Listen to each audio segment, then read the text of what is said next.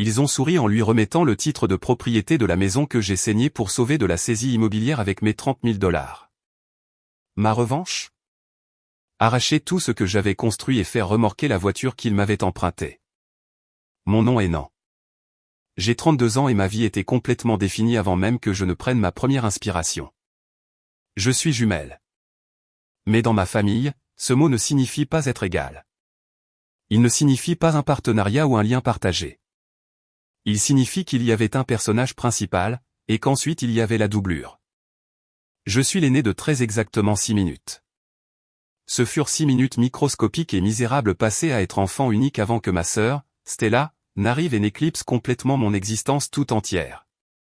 Grandir dans la même maison que Stella, c'était comme essayer de lire un livre tranquille pendant que quelqu'un projette un projecteur géant et aveuglant directement dans vos yeux. Vous ne pouvez tout simplement vous concentrer sur rien d'autre. Et absolument personne d'autre dans la pièce ne peut vous voir. Stella n'était pas seulement l'enfant préféré. Elle était le soleil, la lune et les étoiles pour mes parents.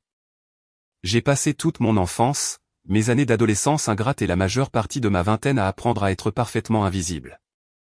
J'ai perfectionné l'art épuisant de me tenir à l'arrière-plan, de réduire ma personnalité et mes besoins à néant pour qu'elle puisse prendre plus de place. Et laissez-moi vous dire qu'elle adorait absolument prendre de la place. Cela a commencé tôt, et les comparaisons n'étaient jamais subtiles. Mes parents n'essayaient même pas de cacher leurs préférences.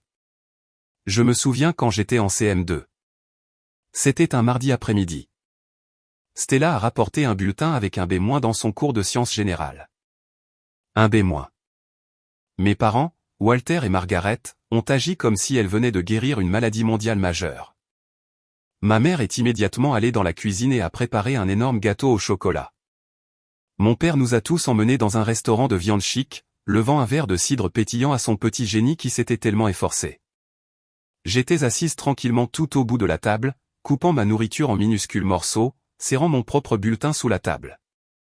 J'étais sur le tableau d'honneur du directeur, avec d'excellentes notes dans absolument toutes les matières. Quand nous sommes enfin rentrés à la maison, je l'ai sorti de mon sac à dos et je l'ai montré à ma mère. Elle a à peine jeté un coup d'œil au papier, me l'a rendu directement et a dit « C'est bien, non. Assure-toi d'aider Stella avec son projet de science ce week-end. » Et c'était tout. Elle s'est immédiatement retournée vers ma sœur pour discuter de la robe qu'elle voulait porter dimanche. Le message était fort, limpide et gravé dans mon cerveau en développement avant même que je ne sache comment exprimer ma douleur. Stella comptait. Je n'étais que l'aide supplémentaire. C'était un millier de petites coupures comme celle-ci chaque année. Si Stella attrapait un rhume, toute la maison s'arrêtait. Le volume de la télévision était baissé. On faisait de la soupe maison, et mes parents planaient au-dessus de son lit. Si j'avais exactement la même grippe, on me disait de boire beaucoup d'eau, de prendre un cachet et de rester à l'écart pour ne contaminer personne. Quand Stella est allée à son bal de promo, mes parents ont dépensé une petite fortune pour une robe sur mesure, une limousine de luxe et des coiffeurs et maquilleurs professionnels venus à la maison. Quand ce fut mon tour d'aller au bal de promo, ma mère m'a tendu un billet de 100 $ tiré de son sac à main et m'a dit de trouver quelque chose de sympa sur le portant des soldes au centre commercial local. Je ne vous raconte pas tout cela pour paraître amère ou jalouse, même si je sais parfaitement que c'est probablement le cas. Je vous le dis pour que vous compreniez le fondement de la folie absolue qui s'est produite plus tard. Vous devez comprendre que malgré tout, je ne détestais pas mes parents. C'est la partie la plus triste, la plus pathétique de toutes. Je les aimais. J'étais désespéré d'obtenir leur amour. Quand vous êtes privé d'affection de base toute votre vie, vous ne vous arrêtez pas magiquement d'en vouloir. Vous apprenez simplement à survivre avec les plus petites miettes imaginables. Vous apprenez à interpréter des bribes de décence humaine basique comme un amour profond et inconditionnel. À l'approche de la trentaine, je m'étais construit une vie tranquille, convenable et totalement banale. J'avais un emploi stable dans le marketing dans une entreprise de taille moyenne, une voiture bleue fiable mais ennuyeuse, et une routine quotidienne qui me permettait de garder la tête hors de l'eau. Je vivais dans un studio exigu et trop cher à la périphérie difficile de la ville, faisant plus d'1 heure de trajet dans chaque sens pour pouvoir payer le loyer mensuel. Je gardais mes distances avec Walter et Margaret, principalement pour ma propre santé mentale et ma survie. Mais je ne les ai jamais complètement coupés de ma vie parce que, tout au fond du centre meurtri et stupide de mon cœur, j'avais encore ce fragile espoir qu'un jour ils me regarderaient. Qu'ils me regarderaient vraiment. Non pas comme l'ombre de Stella, mais comme non. Je pensais que si j'étais juste assez responsable, assez discrète et assez performante, il finirait par réaliser que je valais la peine d'être aimé, moi aussi. J'avais exactement 27 ans quand le piège a été parfaitement tendu. Cela s'est produit un mardi soir ordinaire, à la mi-octobre. J'avais reçu un appel téléphonique de ma mère m'invitant à dîner chez eux, ce qui était tellement rare que cela m'a immédiatement noué l'estomac d'anxiété. Habituellement, je n'avais une place à la table familiale que s'il s'agissait d'une fête majeure ou si Stella avait spécifiquement besoin d'un public pour le nouveau drame chaotique qu'elle traversait à ce moment-là. Mais ce soir-là, nous n'étions que trois, Walter, Margaret et moi. Pas de Stella. J'aurais dû savoir à ce moment précis que quelque chose n'allait pas du tout. Ma mère a réellement cuisiné mon plat préféré, un poulet rôti avec de la purée de pommes de terre à l'ail et des haricots verts au beurre. Cela sentait le souvenir chaleureux d'une enfance que je n'avais jamais vraiment eue. Nous nous sommes assis à la table de la salle à manger formelle, la vaisselle des grands jours était de sortie, et le tintement des couverts résonnait dans la pièce inhabituellement calme. Mon père m'a versé un verre de vin rouge coûteux. Ils m'ont posé des questions détaillées sur mon travail, mon long trajet quotidien, ma vie de tous les jours. C'était complètement irréel. Pendant environ 20 bonnes minutes, je me suis senti comme une fille appréciée à sa juste valeur. Je me suis senti chaleureusement accepté. Et puis, le piège s'est refermé. Margaret s'est délicatement tamponné la bouche avec une serviette en tissu, m'a offert un sourire maternel répété et s'est penchée en avant sur la table. Tu sais, non, a-t-elle dit, d'une voix dégoulinant de cette chaleur maternelle artificielle qu'elle réservait habituellement exclusivement à ma sœur. Ton père et moi avons parlé et nous avons beaucoup pensé à toi ces derniers temps. Ce long trajet quotidien est tout simplement terrible pour ta santé, et louer ce minuscule petit studio en banlieue, c'est jeter ton argent durement gagné par les fenêtres. J'ai hoché la tête lentement, ma garde interne remontant doucement. C'est ce que je peux m'offrir en ce moment, maman. Les loyers en ville sont fous. Eh bien, est intervenu mon père, posant ses coudes sur la table et croisant ses mains. Nous avons une proposition pour toi. Tu te souviens de l'ancien appartement de ta grand-mère? Celui dont nous avons hérité en centre-ville après son décès. Je le connaissais bien. Il était resté complètement vide depuis plus de 2 ans après le décès de ma grand-mère. Il était superbement situé, en plein cœur dynamique de la ville, tout près de mon bureau. Mais il se trouvait dans un immeuble très ancien et négligé. Nous perdons de l'argent chaque mois à payer les impôts fonciers, l'assurance et les frais d'entretien pendant qu'il reste là à prendre la poussière, a continué ma mère, ses yeux se fixant dans les miens. Nous n'avons tout simplement pas le temps ni l'énergie de gérer une propriété locative ou de traiter avec des inconnus en ce moment. Alors, nous avons pensé que tu pourrais y habiter. Je me suis figé, le morceau de poulet se transformant en cendre sèche dans ma bouche. Habiter là, chez grand-mère. Oui. Margaret a rayonné, agissant comme si elle me remettait personnellement un ticket de loterie gagnant. Ce serait absolument parfait pour toi. C'est tellement plus près de ton bureau. Tu pourrais aller travailler à pied. Et pour t'aider, parce que nous voulons te voir réussir, nous ne te ferons payer que les 3/4 du prix du marché pour le loyer. C'est gagnant pour tout le monde. Nous avons un locataire de confiance de la famille et tu bénéficies d'une énorme amélioration de ton logement dans un super quartier. Les 3/4 du prix du marché. J'ai rapidement fait le calcul dans ma tête. C'était encore une somme d'argent très importante, en fait légèrement supérieure à ce que je payais actuellement pour mon minuscule studio, mais pour cet emplacement spécifique en centre-ville, c'était techniquement une aubaine. Mais c'était ma famille. Rien n'était jamais un simple service. Tout avait des conditions. De lourdes et étouffantes ficelles invisibles. Je ne sais pas quoi dire, ai-je balbutié, les regardant tour à tour. Dis juste oui, a dit Walter en riant doucement. Il est temps que tu aies un vrai endroit où vivre, non. Considère cela comme notre façon de t'aider à t'installer correctement. J'ai regardé le visage souriant et apparemment aimant de ma mère.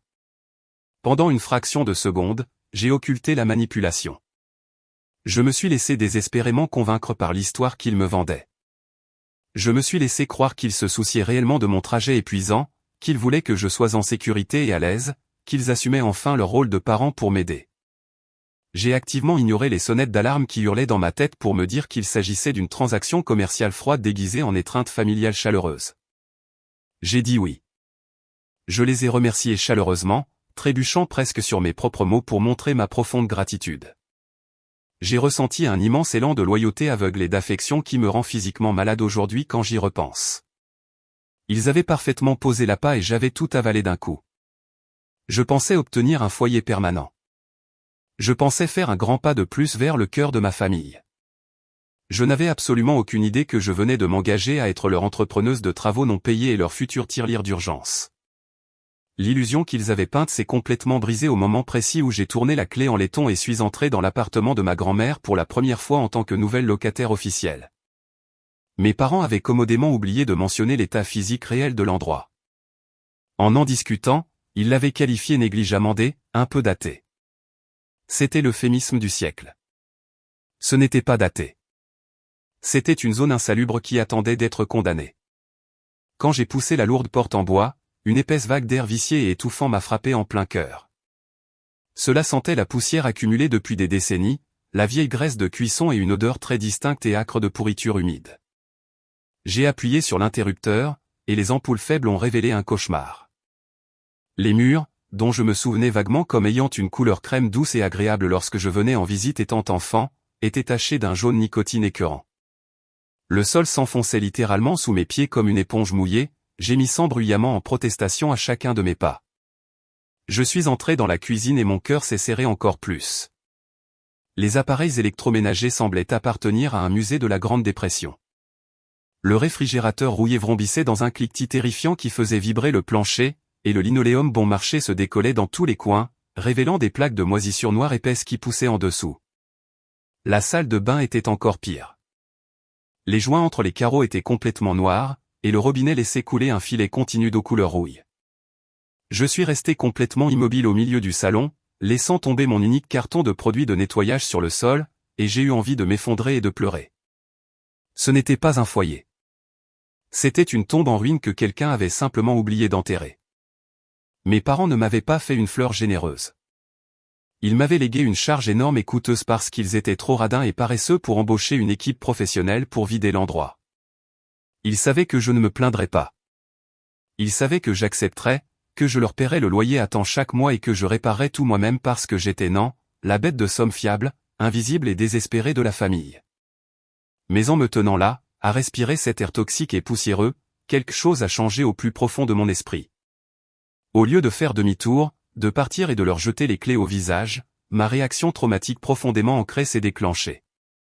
La logique tordue d'un enfant négligé a pris le dessus.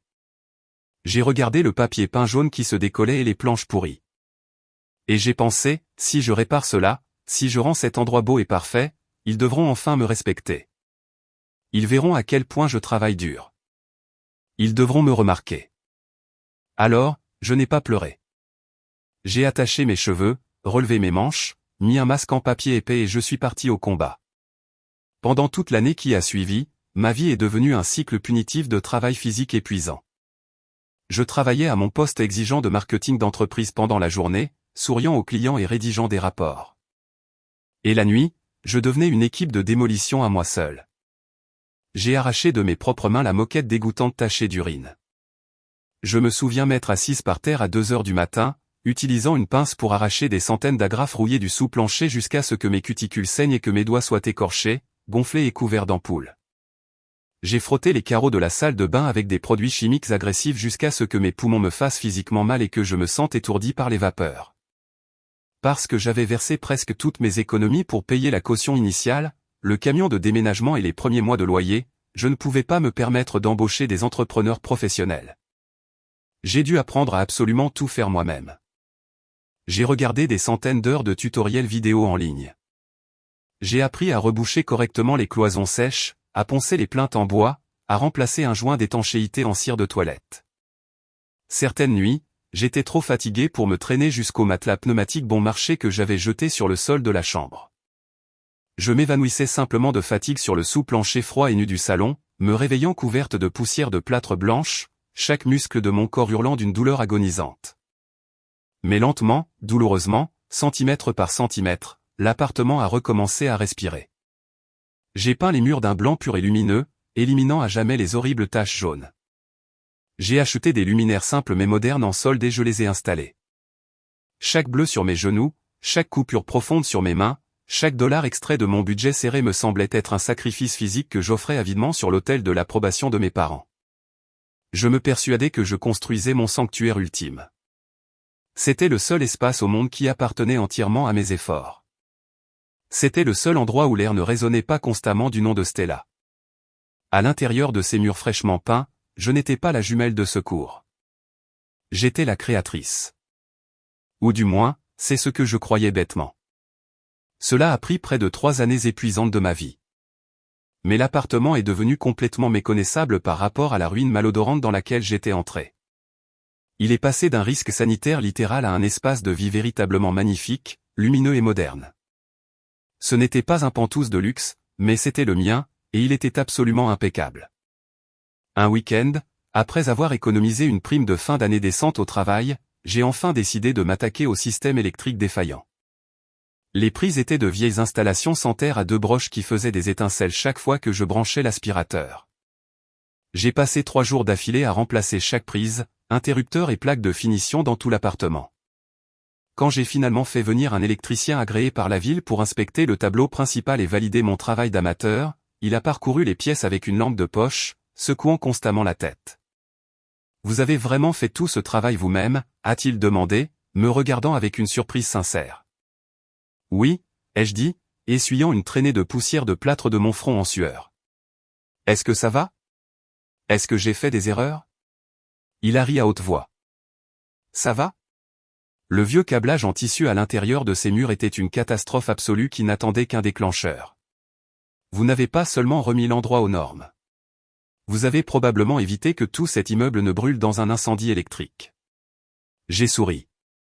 C'était un sentiment étrange, totalement inconnu, qui fleurissait dans ma poitrine. De la fierté. Une fierté solide et authentique. Non pas parce que j'avais fait quelque chose pour plaire à mes parents exigeants, mais parce que je m'étais attaqué à quelque chose d'incroyablement difficile, dangereux et effrayant, et que je l'avais parfaitement réussi. Bien sûr, la réaction de ma propre famille à mon travail acharné a été tout autre. Walter et Margaret venaient de temps en temps, généralement seulement lorsqu'ils se trouvaient dans le quartier du centre-ville pour faire des courses et qu'ils avaient besoin d'utiliser des toilettes propres. Ils parcouraient l'appartement, non pas comme des parents aimants visitant le foyer chaleureux de leur fille adulte, mais exactement comme des investisseurs immobiliers froids vérifiant un projet d'achat-revente rentable. Je me souviens très bien de ma mère passant lentement ses mains sur le bord du nouveau comptoir en quartz que j'avais installé dans la cuisine, un comptoir pour lequel j'avais littéralement mangé des nouilles instantanées pendant 6 mois d'affilée afin de me l'offrir. « Tu améliores vraiment bien cet endroit, non ?» a dit Margaret, ses yeux se plissant alors qu'elle en calculait la valeur. « Il va valoir tellement plus d'argent sur le marché quand tu auras enfin fini. » Quand tu auras fini. Ces mots ont eu l'effet d'un courant d'air glacial frappant ma nuque nue. J'ai fait de mon mieux pour les ignorer complètement. Je me suis dit qu'elle manquait simplement d'intelligence émotionnelle de base, que c'était simplement sa façon tordue de me faire un compliment. Stella est venue exactement 2 fois en 3 ans. La première fois, elle est entrée vêtue d'un manteau en laine de créateur, a regardé mon salon fraîchement peint et impeccable, et a soupiré dramatiquement. Waouh, honnêtement, j'ai du mal à croire que c'est la vieille maison de grand-mère qui ressemblait à celle d'un accumulateur compulsif. C'est en fait plutôt mignon. Je veux dire, c'est incroyablement petit, mais il y a une lumière correcte. Elle a tapoté ses ongles manucurés coûteux sur ma table basse restaurée. Tu sais, Marcus et moi cherchions des endroits en centre-ville l'autre jour. Je pourrais bien m'installer ici quand tu auras fini de jouer à la designer d'intérieur. Elle a ri de son rire cristallin comme s'il s'agissait d'une plaisanterie inoffensive. J'ai ri aussi parce que c'est exactement ce que font les bonnes sœurs dociles. Vous avalez l'insulte amère, vous forcez un sourire et vous préservez la paix. Mais quelque chose de fondamental a changé dans mon esprit ce jour-là. Un profond instinct de survie que je ne savais même pas posséder s'est réveillé. J'ai commencé à absolument tout conserver. Et je dis bien chaque morceau de papier. Je suis allé dans un magasin de fournitures de bureau et j'ai acheté un classeur accordéon inifugé très résistant. Et je l'ai traité comme un texte sacré. Chaque pot de peinture blanche. Chaque boîte de vis en acier, les factures massives pour le sol Stratify, le reçu de livraison du réfrigérateur, du lave-vaisselle, de la cuisinière, des luminaires modernes, même la facture de l'électricien agréé. Si je dépensais un seul dollar pour améliorer cet appartement, La preuve physique allait directement dans ce dossier épais. Je me disais que c'était juste pour mes déclarations d'impôts annuelles, une bonne tenue de dossier d'adulte responsable. Par instinct, mon subconscient construisait en réalité une forteresse. Je savais, à un niveau instinctif, que ma famille considérait mon travail intense comme leur propriété personnelle. Je m'assurais simplement d'avoir les reçus le moment venu. La tempête dévastatrice n'a pas frappé ma vie avec un tonnerre bruyant ou des éclairs. Elle a commencé par une pression tranquille, étouffante et terrible. C'était un dimanche après-midi ensoleillé lorsque Walter et Margaret se sont présentés à ma porte sans avoir prévenu. Ils n'avaient pas leur assurance arrogante habituelle. Ils semblaient visiblement plus vieux, physiquement abattus, et ils dégageaient une énergie lourde et incroyablement nerveuse qui m'a glacé le sang. Je les ai lentement laissés entrer, et ils se sont assis lourdement sur le canapé moderne que je venais de finir de payer le mois précédent. Je leur ai proposé du café frais, mais ils ont tous deux secoué la tête en même temps. Margaret a regardé Walter, lui donnant un léger coup de coude dans les côtes. « Non », a commencé mon père, d'une voix rauque, épaisse et inhabituellement hésitante. « Nous sommes dans une impasse. Une impasse financière très grave. » Mon rythme cardiaque a instantanément bondi. « Qu'est-ce qui ne va pas? Êtes-vous malade? C'est la maison? » « Non. »« Non », est intervenue Margaret, ses mains serrant nerveusement la lanière en cuir de son sac à main coûteux. « C'est à propos de l'appartement.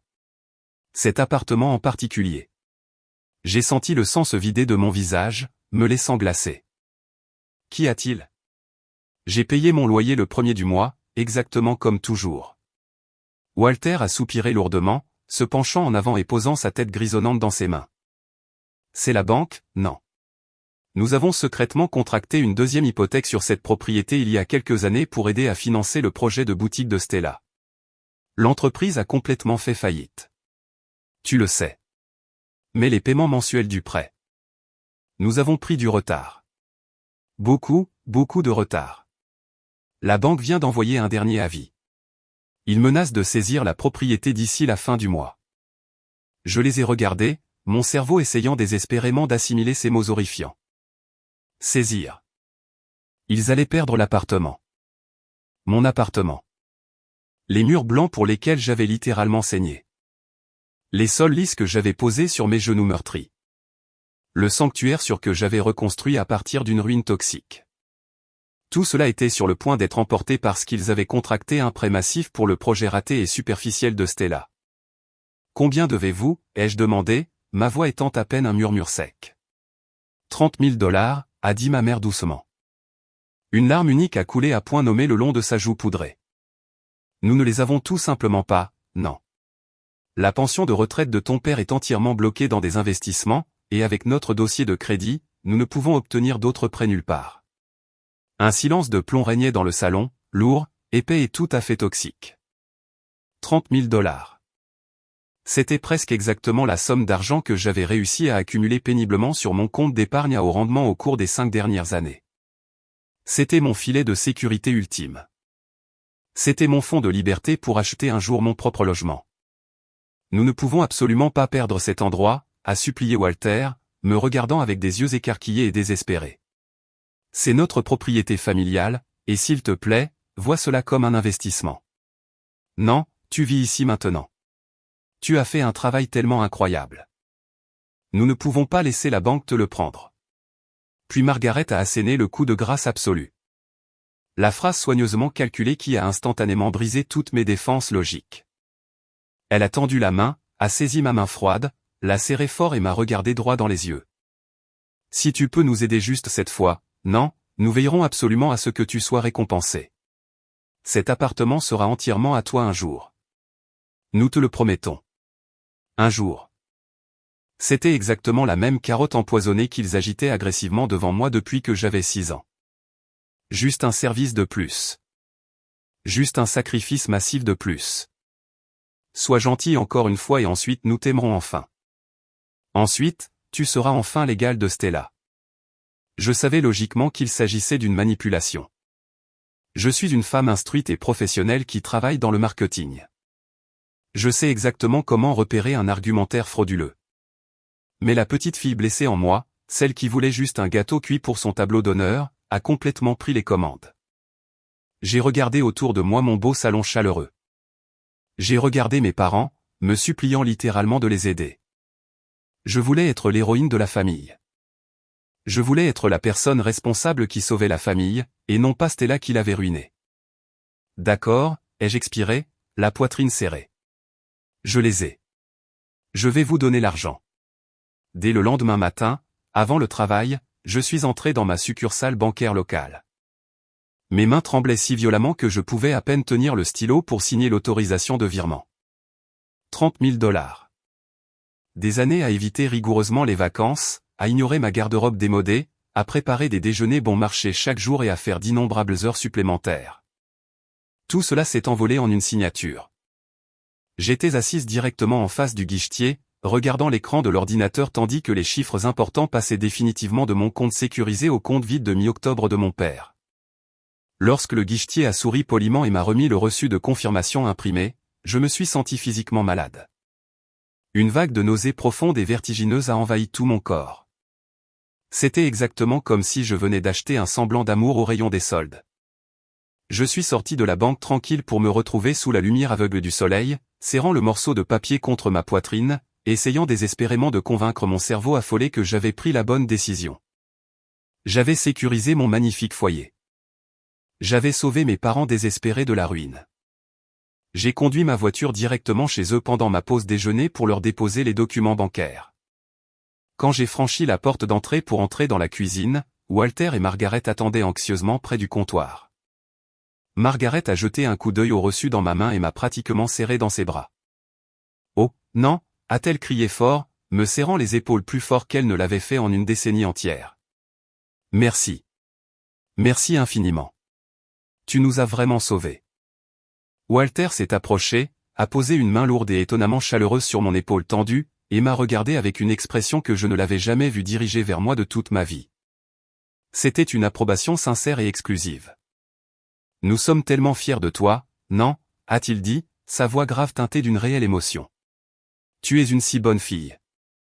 Nous sommes fiers de toi. » 6 mots simples. Mais j'avais attendu plus de 30 ans de ma vie pour les entendre. Le nœud serré d'anxiété qui résidait en permanence dans ma poitrine s'est dissous instantanément. J'ai conduit pour retourner à mon bureau, les vitres de la voiture baissées, la radio allumée au maximum, pleurant des larmes de joie et de soulagement pur. Pour la première fois de mon existence, je n'étais pas une pensée après coup.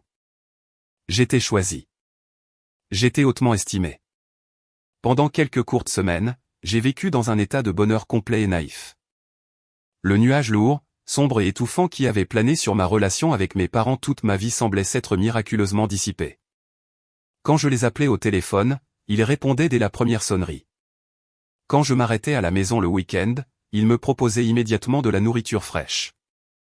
Il n'était absolument pas fait mention de la dette massive, des 30 000 $, ni du futur acte de propriété de l'appartement. Juste un silence confortable et incroyablement paisible. Mais parfois, le silence n'est pas réellement la paix. Parfois, le silence est juste le bruit terrible d'un piège d'acier qui se referme très, très doucement sur votre jambe. Un mois entier s'est écoulé. Mon compte d'épargne était totalement vide, mais ma vie quotidienne me semblait incroyablement sûre. J'étais assise sur mon nouveau canapé, lisant tranquillement un livre, quand mon téléphone portable a vibré violemment sur la table basse. L'écran lumineux affichait le nom de Stella. J'ai pris une grande inspiration, préparant mon esprit pour le drame insignifiant et ennuyeux qu'elle s'apprêtait à déverser sur moi, et j'ai répondu à l'appel. « Non » a-t-elle presque hurlé directement dans le récepteur, sa voix aiguë bouillonnant d'une joie incontrôlable et frénétique. « Tu ne vas pas me croire. »« Qu'y a-t-il, Stella ?» ai-je demandé, gardant intentionnellement un ton plat et égal. « Marcus m'a enfin demandé en mariage. » Il l'a fait. Nous sommes officiellement fiancés. J'ai fermé les yeux, me massant les tempes. C'est formidable, Stella. Félicitations. Vraiment. Je sais. Le diamant est absolument énorme. Bref, écoute-moi. Nous organisons une immense et somptueuse fête de fiançailles le mois prochain dans la propriété d'été de ses riches parents. Ce sera incroyablement chic et il y aura un traiteur. Tu viens, n'est-ce pas? Il faut absolument que tu viennes. Bien sûr, je serai là, ai-je dit, forçant un sourire chaleureux dans ma voix. Parfait. Ne porte rien de trop terne ou qui fasse trop bon marché. D'accord, à bientôt. Bisous. Elle a raccroché avant même que je ne puisse répondre. J'ai lentement posé le téléphone sur la table. Malgré l'insulte classique et subtile de Stella, je ne me suis pas laissé perturber. Stella allait se marier, ce qui signifiait qu'elle serait complètement concentrée sur sa propre vie dans un avenir proche. J'avais mon bel appartement. J'avais enfin le respect de mes parents et j'étais enfin à l'abri du chaos. Je n'avais absolument aucune idée que les 30 000 $ que je leur avais donnés n'avaient pas acheté ma sécurité à long terme. Ils avaient essentiellement payé les billets pour ma propre exécution. La grande scène était en train d'être installée pour la fête de fiançailles, et j'étais sur le point de me diriger aveuglément vers l'abattoir. Le trajet entre mon appartement et le vaste domaine où se tenait la fête de fiançailles a pris un peu moins d'1 heure. Mais chaque minute a ressemblé à une éternité absolue. Je serrais le volant de ma berline bleue de 10 ans si fort que mes articulations étaient devenues complètement blanches. La climatisation de ma voiture fonctionnait à peine, soufflant une brise tiède contre mon visage alors que je quittais la ville pour rejoindre les banlieues riches et agressivement entretenues où vivait la famille de Marcus. J'avais éteint la radio, préférant le vrombissement régulier de mes pneus usés sur l'autoroute à toute musique qui risquerait de réveiller le gouffre d'anxiété qui pesait lourd au fond de mon estomac. J'avais 32 ans, j'étais une femme indépendante avec une carrière stable et un appartement magnifiquement rénové. Pourtant, conduire pour voir mes parents et ma sœur me faisait toujours me sentir comme une fillette de 12 ans effrayée et peu sûre d'elle, espérant qu'on ne lui reprocherait pas de respirer trop fort. Quand j'ai atteint les massives grilles en fer forgé du domaine, le soleil commençait tout juste à se coucher, projetant de longues ombres spectaculaires sur les pelouses d'un vert parfait. Marcus venait d'une famille de fortune ancienne et établie. C'était le genre de personne qui n'avait pas seulement une maison, mais une vaste propriété avec une longue allée pavée sinueuse, des haies parfaitement sculptées et une grande fontaine en pierre à plusieurs niveaux bouillonnant au centre de l'allée circulaire. Alors que je garais ma voiture bleue très basique devant l'entrée principale, tendant mes clés bon marché à un voiturier qui regardait mon véhicule avec une confusion mal dissimulée et un léger dégoût, je me suis immédiatement senti complètement hors de propos. Je suis sorti de la voiture, j'ai lissé le tissu de la robe bleu marine foncée que j'avais achetée en solde 3 ans auparavant, j'ai pris une inspiration tremblante et je suis entré. L'intérieur de l'immense demeure était d'un luxe ostentatoire, conçu pour impressionner et intimider à parts égales. De grands lustres en cristal scintillant étaient suspendus à des plafonds voûtés incroyablement hauts, projetant une lumière chaude, dorée et flatteuse sur des dizaines d'invités fortunés vêtus de costumes sur mesure et de robes en soie coûteuses de grands couturiers. Un quatuor à cordes jouait doucement de la musique classique en arrière-plan, les sons riches des violoncelles et des violons se mêlant de manière fluide au rire discret et au cliquetis aigu des coupes de champagne en cristal. Des serveurs en chemise blanche impeccable et nœuds papillons noirs se déplaçaient silencieusement à travers la foule dense, portant de lourds plateaux en argent chargés d'amuse-gueules délicats et complexes que je ne pouvais même pas commencer à prononcer. Je me tenais près du bord du grand salon, tenant un verre à moitié vide d'eau pétillante avec une tranche de citron vert, essayant de mon mieux de me fondre dans les lourds rideaux de velours derrière moi. J'ai repéré mes parents presque immédiatement. Walter et Margaret étaient complètement dans leur élément, discutant près de la grande cheminée en pierre avec les parents de Marcus. Ils riaient fort, projetant l'image impeccable d'une famille aimante et unie. Ma mère portait un nouveau collier de perles magnifiques et une robe en soie que je savais pertinemment qu'il ne pouvait pas s'offrir, probablement achetée avec une carte de crédit à taux d'intérêt élevé qu'il finirait par avoir du mal à payer en secret. Et puis il y avait Stella. Elle était le centre absolu de l'univers ce soir, flottant sans effort à travers la pièce dans une robe en soie ivoire sur mesure qui épousait parfaitement sa silhouette. Le diamant à son annulaire gauche était incroyablement imposant, captant la lumière des lustres et projetant de petits arcs-en-ciel brillants sur les murs. Chaque fois qu'elle bougeait la main pour faire un geste ou rire, elle rayonnait visiblement, savourant l'attention exclusive, les compliments infinis et l'envie à peine dissimulée de toutes les personnes présentes dans la pièce. Lorsqu'elle m'a enfin repéré, caché tranquillement dans mon coin, elle ne s'est pas excusée pour venir me dire bonjour. Elle a juste fait un petit signe de la main condescendant de l'autre côté de la pièce, m'a tourné le dos et a continué à rire avec ses nouveaux amis fortunés. J'ai passé les 2 heures suivantes à faire des conversations polies et fausses avec des parents éloignés et aisés de Marcus, que je connaissais à peine et qui ne se souciaient absolument pas de qui j'étais. J'ai répondu à leurs questions génériques sur mon travail en marketing avec un enthousiasme fin et rodé. J'ai souri jusqu'à ce que ma mâchoire me fasse physiquement mal et que les muscles de mon visage commencent à trembler. J'ai hoché la tête à des histoires ennuyeuses sur des terrains de golf et des vacances en Europe dont je n'avais rien à faire. J'ai gardé la tête basse, jouant parfaitement mon rôle de sœur aînée discrète et effacée, et j'ai silencieusement compté les minutes jusqu'à ce qu'il soit socialement acceptable de partir, de retourner dans mon magnifique appartement sécurisé et d'enfiler mes vêtements confortables. Je me rappelais que j'avais accompli mon devoir ultime. J'avais sauvé ma famille d'une terrible ruine financière un mois auparavant.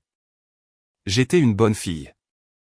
Les 30 000 $ que j'avais sacrifiés en valaient la peine pour ce désagrément temporaire parce qu'ils achetaient ma tranquillité d'esprit à long terme. Je me laissais réellement croire, debout dans cette pièce remplie d'inconnus, que tout allait enfin bien se passer. Juste au moment où le personnel de service commençait à débarrasser discrètement les assiettes d'amuse-gueule pour faire place au plat principal, la douce musique classique qui jouait en arrière-plan s'est soudainement tue pour laisser place à un silence complet. Mon père, Walter, s'était positionné au centre du grand salon. Il tenait une cuillère à dessert argentée et la tapotait doucement mais fermement contre le côté de sa flûte de champagne. Le tintement net et clair a immédiatement interrompu le brouhaha de la foule aisée. En quelques secondes, toute la pièce est devenue silencieuse. Des dizaines de visages impatients se sont tournés vers lui, attendant l'annonce qu'il s'apprêtait à faire. Ma mère, Margaret, se tenait fièrement juste à côté de lui, sa main posée délicatement sur son bras. Elle affichait un large sourire, très travaillé, mais qui n'atteignait pas ses yeux froids et calculateurs. Stella et Marcus ont été doucement tirés vers le devant de la foule par ma mère, se tenant côte à côte comme l'image parfaite de l'amour jeune et fortuné. Si je pouvais avoir l'attention de tout le monde pendant un court instant, a commencé mon père, sa voix grave et résonnante portant facilement à travers la grande pièce sans avoir besoin de microphone. Il a bombé le torse, ressemblant en tout point au patriarche fier, bienveillant et prospère qu'il voulait désespérément que ces gens croient qu'il était. Margaret et moi tenons à remercier sincèrement les parents de Marcus pour avoir si gentiment organisé cette soirée vraiment magnifique. Et nous voulons accueillir officiellement et publiquement Marcus dans notre famille. C'est un jeune homme formidable et intègre, et nous ne pourrions être plus heureux pour notre petite fille. Un murmure d'approbation chaleureux et des applaudissements polis ont parcouru la foule. J'ai applaudi poliment depuis mon coin sombre et isolé près des rideaux, buvant une gorgée d'eau pétillante. Quand un enfant chéri se marie, a continué Walter, son ton glissant délibérément vers une émotion théâtrale fabriquée, c'est le souhait le plus grand et le plus profond des parents de les voir commencer leur nouvelle vie ensemble sur des bases solides et inébranlables. Stella a toujours été la plus brillante lumière de nos vies. Elle est passionnée. Elle est intensément déterminée. Et elle mérite ce que ce monde a de meilleur à lui offrir. Il a glissé la main dans la poche intérieure de sa veste de costume sombre. Ce faisant, mon cœur a eu un léger sursaut d'inquiétude inattendue. Alors, a dit mon père, sa voix augmentant de volume, Margaret et moi voulions offrir à Stella et Marcus quelque chose de vraiment spécial ce soir. Pas seulement un cadeau, mais une base tangible pour leur bel avenir ensemble. Il a lentement sorti une épaisse enveloppe craft de format juridique. J'ai vu les mains parfaitement manucurées de Stella voler vers sa poitrine. Ses yeux se sont écarquillés de surprise sincère. Elle a tendu les mains, tremblant légèrement d'anticipation, et a pris la lourde enveloppe des mains de mon père. Toute la pièce a regardé dans un silence total alors qu'elle brisait le sceau, glissait sa main à l'intérieur et en sortait une liasse de papiers officiels. Elle a fixé la première page pendant un long moment, ses yeux faisant des allers-retours tandis qu'elle lisait le texte juridique dense. Puis elle a eu un hoquet de surprise. C'était un son fort qui a résonné sous les hauts plafonds du domaine. Elle a couvert sa bouche avec ses deux mains, de grosses larmes coulant instantanément dans ses yeux. « Oh mon Dieu !» a sangloté Stella, se tournant vers Marcus, puis vers mes parents. « L'acte. L'acte de propriété. Vous nous donnez l'appartement. Vous nous donnez l'appartement du centre-ville. » Les mots m'ont frappé si fort que j'ai senti tout l'air quitter violemment mes poumons. Mon père a hoché la tête lentement, rayonnant d'une fierté écœurante. « Il est entièrement payé et il est tout à vous, ma chérie. Libre de toute charge. Un endroit parfait et magnifique au centre de la ville pour que vous commenciez votre mariage. Vous l'avez mérité. » Toute la pièce a éclaté en applaudissements assourdissants. Les gens criaient, sifflaient, levaient leur coupe de champagne pour porter un toast. Stella a jeté ses bras autour du cou de mon père, pleurant bruyamment sur son épaule, tandis que Marcus serrait vigoureusement la main de ma mère en la remerciant chaleureusement. Je suis resté figé, physiquement paralysé. Mon cerveau ne parvenait tout simplement pas à traiter la suite de mots que je venais d'entendre. Mon appartement, l'appartement pour lequel j'avais littéralement saigné. Les sols que j'avais posés lame par lame jusqu'à ce que mes mains soient couvertes d'ampoules. Les murs que j'avais peints, l'électricité dangereuse que j'avais remplacée, les 30 000 $ que j'avais retirés de mes économies d'une vie seulement 4 semaines auparavant pour éviter une saisie bancaire. Ils avaient pris toutes mes économies pour rembourser leur prêt bancaire secret juste pour pouvoir récupérer le titre de propriété et l'offrir à ma sœur comme cadeau de mariage somptueux afin d'impressionner ses nouveaux beaux-parents fortunés. Les acclamations et les applaudissements de la foule me faisaient l'effet de coups physiques sur le côté de la tête. Le grand salon a commencé à tourner violemment autour de moi. Ma vision s'est troublée sur les bords, se focalisant uniquement sur les papiers officiels que Stella serrait si fort. J'ai ouvert la bouche pour essayer de respirer, mais l'air me semblait incroyablement épais, complètement étouffé par le parfum floral coûteux et par des mensonges massifs et impardonnables. J'étais littéralement en train de me noyer au vu de tous, et tout le monde autour de moi souriait et applaudissait. Puis, une voix nette a coupé le bruit des festivités. C'était ma tante Martha, la sœur aînée de mon père. Elle se tenait près du devant de la foule, son verre à la main, l'air totalement déconcerté et profondément mal à l'aise. « Attends un peu, Walter », a dit tante Martha à haute voix, les sourcils froncés dans une confusion sincère, parlant plus fort que les applaudissements qui s'atténuaient. « N'est-ce pas l'appartement de Nan ? Je croyais que Nan vivait là-bas.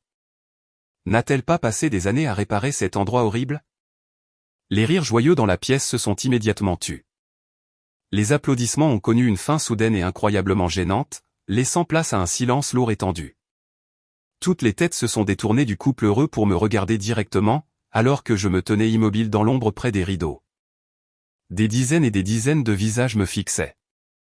Certains étaient curieux, d'autres profondément compatissants, mais la plupart étaient simplement confus par cette perturbation soudaine d'un si beau moment. J'ai regardé mon père. J'ai attendu qu'il s'explique. J'ai attendu qu'il revienne sur ses pas, qu'ils disent qu'il s'agissait d'un malentendu, qu'ils avaient un autre projet pour moi, ou qu'ils montrent au moins une once de honte ou de culpabilité. Mais Walter n'a pas scié. Son expression ne s'est pas adoucie. Il semblait intensément agacé que l'attention se soit déplacée de son geste généreux vers la fille qu'il considérait comme insignifiante. Il s'est raclé la gorge bruyamment, ajustant son canapé de soie coûteux, et m'a regardé avec des yeux aussi froids et morts que des pierres.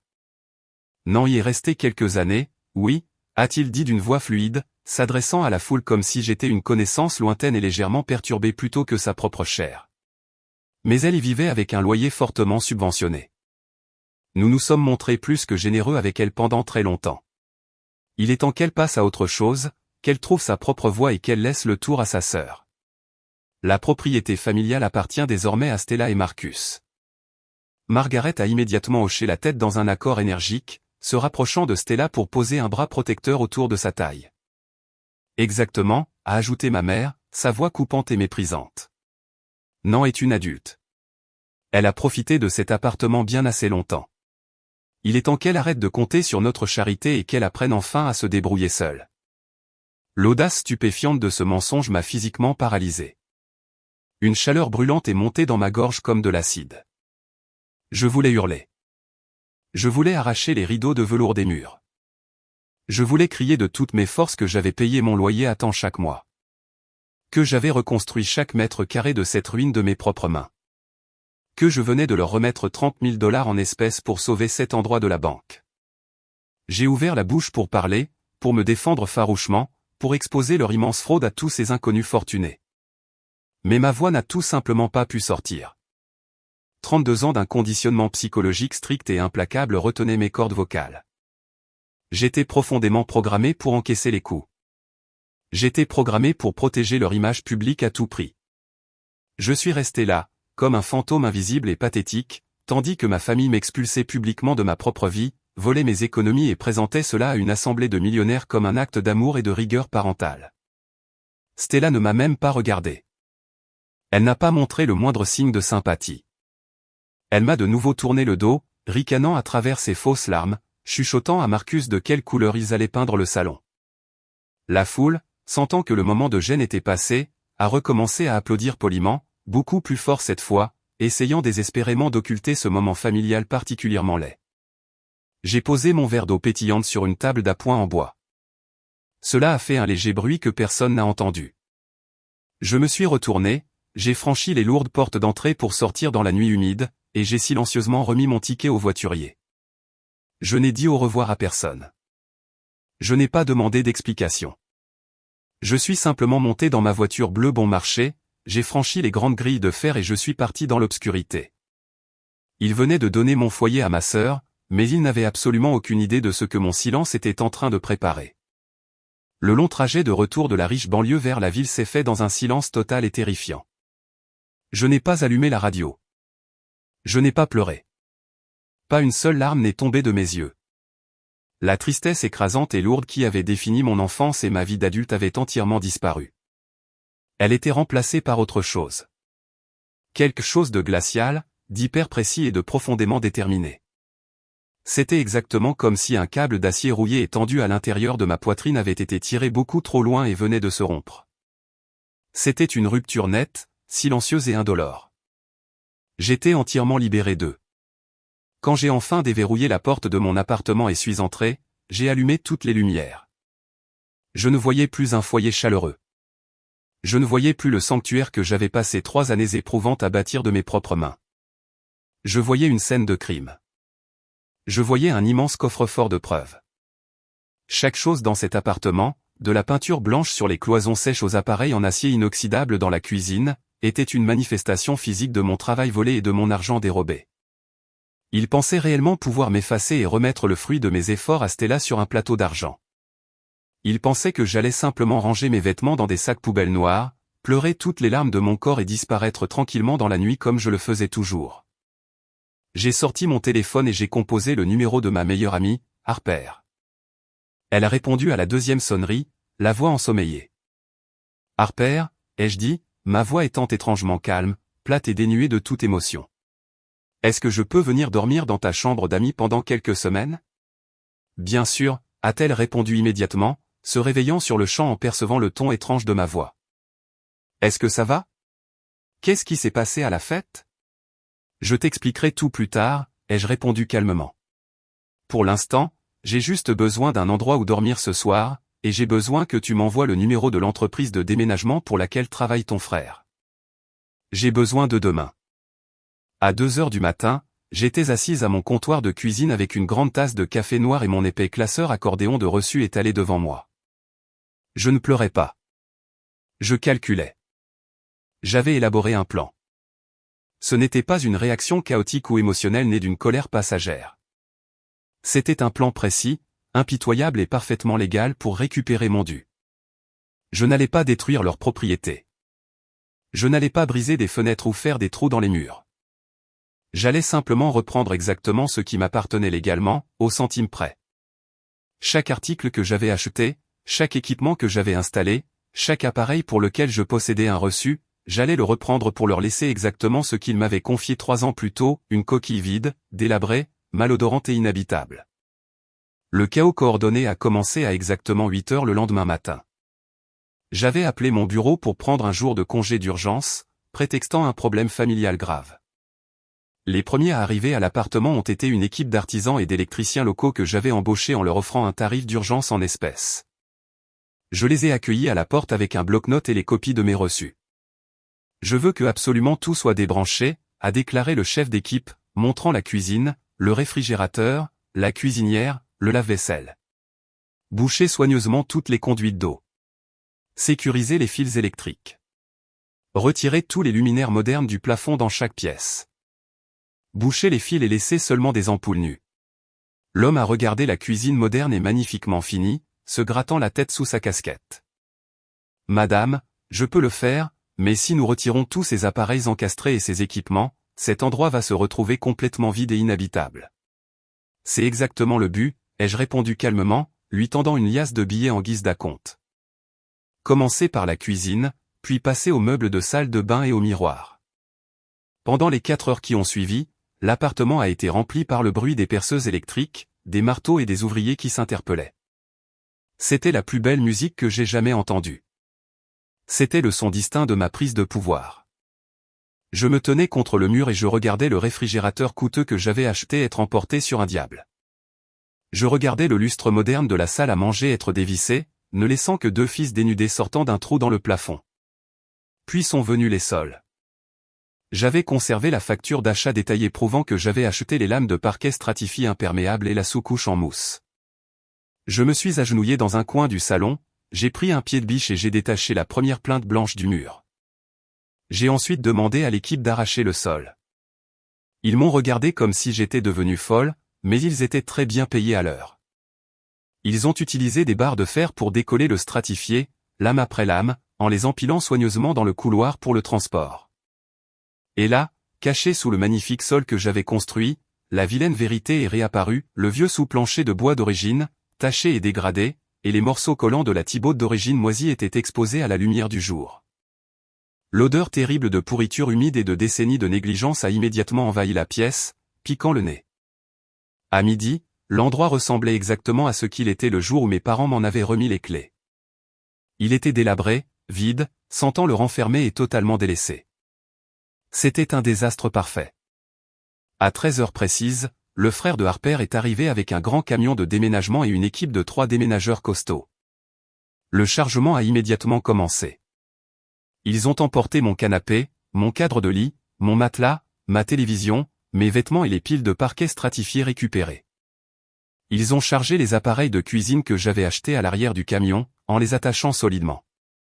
Ils ont pris le nouveau miroir de la salle de bain, les porte-serviettes et même le pommeau de douche moderne que j'avais installé, le remplaçant par le vieux raccord métallique rouillé que j'avais conservé dans un placard de service pendant 3 ans au cas où. À 16 heures, le camion de déménagement était complètement chargé. La rampe a été relevée et l'appartement s'est retrouvé dans un silence d'église. Je me suis tenu au centre du salon une dernière fois. Il ne restait rien d'autre qu'une épaisse poussière flottant dans l'air, des chevilles en plastique apparentes dans les cloisons sèches, des fils électriques suspendus et l'odeur nauséabonde d'une décharge. C'était une coquille vide et hideuse. C'était une charge immense et inhabitable dont ils étaient désormais entièrement responsables. Je me suis dirigé lentement vers la zone du comptoir de cuisine, qui n'était plus qu'un morceau de contreplaqué bon marché et ébréché parce que j'avais fait retirer le comptoir en quartz que j'avais payé. J'ai sorti de mon sac à main une feuille de papier blanche et un feutre noir épais. J'ai écrit une phrase courte et simple, je suis parti comme demandé. L'appartement est à vous maintenant. J'ai laissé la feuille de papier bien en évidence sur le sol collant pour qu'ils ne puissent pas la rater.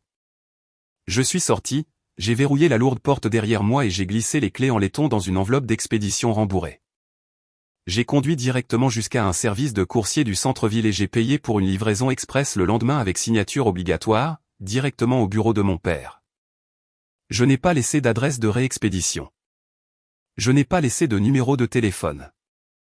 Je suis simplement parti en regardant la silhouette de la ville s'éloigner dans mon rétroviseur, me sentant vide, mais plus légère que je ne l'avais jamais été en 32 ans de vie. Le lendemain matin, je me suis réveillé dans la chambre d'amis de Harper, la lumière du soleil filtrant à travers les stores. J'ai calmement préparé une tasse de tisane à la camomille, je me suis assise au petit bureau dans le coin et j'ai enfin rallumé mon téléphone. Il a immédiatement vibré sans interruption. L'écran s'est littéralement figé pendant une bonne minute sous l'afflux d'appels manqués, de SMS urgents et de messages vocaux hystériques. Ils provenaient tous de Walter, Margaret et Stella. L'évolution émotionnelle des messages était incroyablement prévisible. Les premiers messages de la matinée étaient arrogants et exigeants, me demandant où j'étais et pourquoi les clés de l'appartement avaient été envoyées à la réception du bureau de mon père. Puis, environ une heure plus tard, le ton a changé pour devenir une rage pure et incontrôlée. Il s'était rendu à l'appartement. Tu as complètement détruit la propriété, hurlait mon père dans un message vocal, sa voix grave se brisant sous le coup de la panique et de la fureur. Tu as tout pris. Tu as arraché les sols. Tu es une femme mesquine, vindicative, folle et jalouse. Nous appelons la police tout de suite. Tu vas aller en prison pour vandalisme, non. Un autre message de Stella disait simplement, tu as ruiné mon cadeau de mariage parfait, espèce de monstre jaloux et dégoûtant. Je te déteste. Tu es morte pour moi. J'ai fait défiler calmement ce flot de haine, j'ai bu une gorgée de ma tisane et j'ai rappelé mon père. Il a répondu dès la première sonnerie, se lançant immédiatement dans une tirade hurlante à propos d'avocats et de police. Ne dis pas un seul mot, les jeux interrompus, d'une voix glaciale, autoritaire et totalement méconnaissable pour l'homme qui pensait me posséder. Il est resté silencieux, sous le coup de la surprise. Vas-y, Walter. Appelle la police. Prends les avocats les plus chers que tu puisses trouver. Montre-leur l'appartement vide. Et quand ils demanderont pourquoi j'ai pris les appareils et les sols, je leur montrerai le dossier épais de reçu avec mon nom et mes numéros de carte de crédit. J'ai pris exactement ce que j'ai acheté, rien de plus. Oh, et pendant que tu as la police avec toi, n'oublie pas de mentionner les 30 000 $ que tu m'as soutirés sous de faux prétextes quelques semaines seulement avant de donner mon logement. Voyons comment un juge gère ce genre d'abus de confiance et de fraude financière. Un silence de plomb s'est installé à l'autre bout du fil. Je pouvais entendre sa respiration lourde et paniquée. Bon mariage, ai-je dit doucement. Puis j'ai raccroché, je suis allé dans mes paramètres et j'ai définitivement bloqué leurs 3 numéros de téléphone. Mais je n'en avais pas tout à fait fini. Il restait une dernière dette à recouvrer sur le grand livre familial. Il y a 4 ans, lorsque la vieille voiture de Walter est tombée en panne et qu'il n'avait pas les moyens d'en acheter une autre, je leur avais prêté ma Honda Civic bleue, immatriculée CM 2000. J'avais acheté une voiture un peu plus récente pour mes trajets quotidiens, mais je n'avais jamais légalement transféré le titre de propriété de la vieille Honda à leur nom. Elle était toujours entièrement enregistrée à mon nom, et c'était toujours moi qui payais l'assurance bon marché chaque mois pour qu'ils puissent la conduire légalement. Ils conduisaient ma voiture gratuitement depuis 4 ans. J'ai ouvert mon ordinateur portable, j'ai cherché une entreprise locale de remorquage et j'ai passé un coup de fil rapide. Bonjour, ai-je dit à l'employé. J'ai besoin de faire récupérer légalement un véhicule garé dans une allée privée. Il est enregistré à mon nom. J'ai le titre de propriété en main, mais les personnes qui le possèdent sont extrêmement hostiles. L'immatriculation est CM 2000, une Honda Civic bleue. 1h30 plus tard, mon téléphone a émis un signal sonore. Le dépanneur m'a envoyé une photo de la Honda Civic bleue solidement arrimée à l'arrière de son camion de remorquage, garé à quelques rues de la maison de mes parents. La voiture était de nouveau légalement à moi. J'ai retrouvé le chauffeur chez un concessionnaire de voitures d'occasion à l'autre bout de la ville plus tard dans l'après-midi. Le concessionnaire a fait le tour de la voiture, a vérifié le moteur et m'a fait une offre d'achat rapide. J'ai signé le transfert de propriété sur le capot de la voiture, lui ai remis les clés et suis reparti avec un chèque de banque d'un montant de 12 000 $. Ce n'était pas de la vengeance. Ce n'était pas un règlement de compte malveillant. C'était juste une comptabilité de base. Il m'avait volé mon logement, mon travail acharné et mes économies. J'avais donc simplement repris ma propriété légale et récupéré ma liberté financière. 3 semaines calmes et paisibles se sont écoulées. L'adrénaline des premiers jours s'était dissipée pour laisser place à un calme profond et inébranlable. J'avais trouvé une charmante petite maison en location appartenant à un homme âgé très gentil nommé Grégory, située dans une banlieue tranquille et arborée, loin de la ville et de ma famille toxique. Je passais mes soirées tranquilles à déballer mes cartons, à poser de nouveaux rideaux et à apprécier le silence d'un foyer qui n'appartenait qu'à moi. J'étais debout dans ma nouvelle cuisine ensoleillée, en train d'arroser une fougère en pot que je m'étais offerte comme cadeau de pendaison de crémaillère, quand mon téléphone a sonné. C'était un numéro inconnu. J'ai hésité un long moment, pensant qu'il s'agissait de mes parents m'appelant depuis un autre téléphone pour me crier dessus à nouveau, mais j'ai fini par répondre. Allô, non, a dit une voix grave, hésitante et très fatiguée. C'est Marcus, le fiancé de Stella. Enfin, l'ex-fiancé, je suppose. J'ai arrêté d'arroser la plante, posant le pichet sur le comptoir. Marcus, qu'est-ce qui se passe? Est-ce qu'on peut se parler, s'il te plaît? A-t-il demandé, l'air épuisé. Je suis dans un petit café du centre-ville. J'ai besoin d'entendre ta version des faits. Si tu es d'accord pour me dire la vérité. 1 heure plus tard, je suis entré dans le café et j'ai trouvé Marcus assis seul dans un coin sombre. Il avait l'air épuisé, avec de profondes cernes sous les yeux, et il remuait son café noir avec énergie. Il a levé les yeux quand je me suis approché, m'offrant un sourire d'excuse. Je me suis assise en face de lui en croisant les mains. Mes parents t'ont dit que j'avais détruit l'appartement par pure jalousie maladive, n'est-ce pas? Marcus a poussé un soupir, passant une main dans ses cheveux ébouriffés. Oui, ils ont dépeint un portrait de toi comme quelqu'un de complètement fou et déséquilibré. Ils ont dit que tu avais arraché les murs parce que tu ne supportais pas de voir Stella heureuse et sur le point de se marier, mais ça ne me semblait pas logique. Alors, je suis allé à l'appartement pour évaluer les dégâts avec l'entrepreneur de ma famille. L'entrepreneur a regardé les fils dénudés et propres et les sols manquants et a dit, celui qui a fait ça a simplement repris sa propriété proprement. Ce n'était pas une crise de colère. C'était un retrait professionnel et planifié. Je n'ai rien dit. Je suis resté silencieuse et je l'ai laissé parler. Alors, j'ai commencé à chercher, à continuer Marcus, sa voix baissant d'un ton, pleine d'une colère contenue. J'ai vérifié les registres de propriété de la ville. J'ai vu l'avis de saisie fiscale et les avis de forclusion. J'ai exigé de voir les relevés bancaires de Walter. Et puis j'ai découvert le transfert de 30 000 $ que tu leur as fait quelques semaines seulement avant la fête de fiançailles. J'ai découvert que tu avais payé chaque amélioration dans cet endroit de ta propre poche. Il m'a regardé, les yeux pleins d'un dégoût sincère, mais dirigé vers eux. J'ai confronté Stella hier soir. Elle a essayé de jouer les victimes, en pleurant et en disant que tu devais cela à la famille parce que tu étais la sœur aînée. Walter a essayé de me dire que c'était juste des affaires de famille compliquées et que je ne devais pas m'en mêler, mais je les ai vus tels qu'ils sont réellement à ce moment-là. Des profiteurs. Je ne peux pas me marier dans une famille qui traite son propre sang comme un portefeuille jetable. J'ai annulé tout le mariage hier matin. Je lui ai rendu la bague. Je me suis adossé à la banquette, assimilant la nouvelle. Je n'ai pas ressenti le besoin de me réjouir de l'échec de la relation de ma sœur.